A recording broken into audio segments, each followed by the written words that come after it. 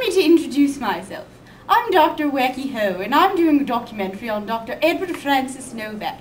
I like to refer to this documentary as a Novakumentary.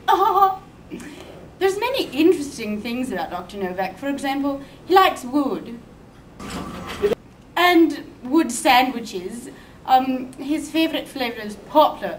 He says it's so peppery, especially when it's fresh cut or something.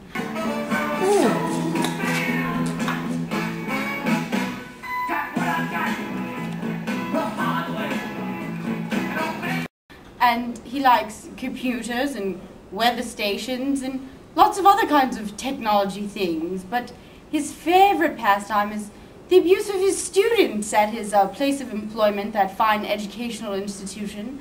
And nobody really cares that he beats them up because they think it's funny. Don't push away the chairs. Get back to the court. Come on, guys. I told you to do that. Jeez. Ned? Oh, I'm sorry. I've told you enough about that. Get up! Get up! Get up! Sorry! Sorry! Okay, now listen. I told you enough times about rolling on a chair. Sorry! It's gonna hurt you more, it's gonna hurt me. I'm sorry, but so be it. I'm sorry! I didn't mean to go.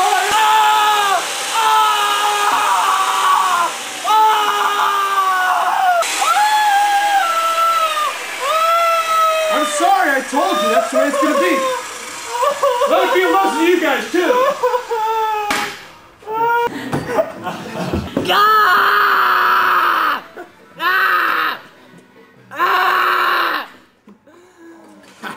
Me. Okay.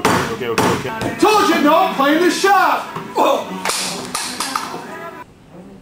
Another wonderful thing about Dr. Novak is that he loves coffee. In fact, he drinks it all the time. You never see him without a cup of coffee in his hand. A lot of people think he's quite neurotic because of this. He also loves the Navy. He was in the Navy for a while, and he always tells stories about it and whatnot. Some of them are completely boring and disgusting, but yes, he talks about it all the time. Well, I went in the Navy in 1973. I was a college dropout. I quit Ohio State University, and I decided that I was either going to hitchhike across America or join the Navy. And I went to recruiter and joined the Navy, and went in the nuclear power program. They were going to put me in another program, but they said, you know, this would be better for you with your background and stuff. And I said, no, I want all that money.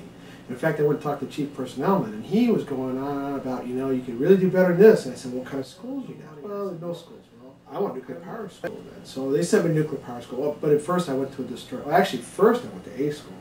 And I learned about being a machinist mate. And then after becoming a machinist mate, I went to nuclear power school. The day before they graduated that class, they took me to the captain's office and said, you're not going to make it. You're not going out to training for the trainer. And I said, well, why not? And they said, well, you just don't have the physics. I went to Connecticut and New London. I went to basic sub school, and then I went to auxiliary package school. In auxiliary package school, they teach you all about machines on the sub and how you're going to fix them and work on them and stuff. So then I went ahead and went through that, and that took about from like September to March the following year. And then they assigned me to a ship in Virginia, in Norfolk. It's called the USS Ray. And I got to Virginia and we were out to sea on a cruise, so I had to wait, and I was on TDU, and I cleaned bathrooms and things like that.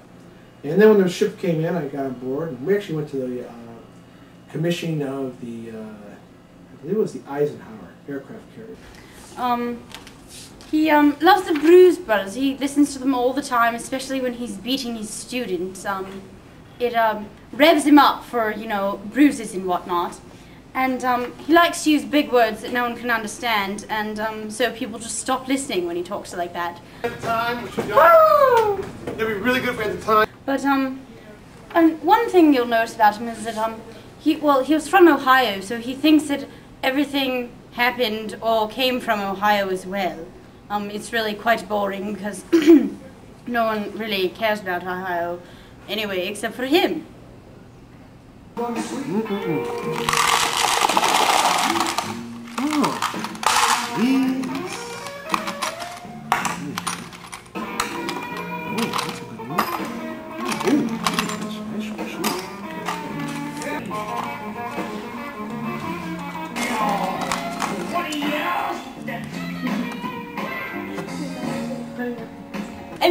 lose my Novakumentary. I said, don't sit in my chair.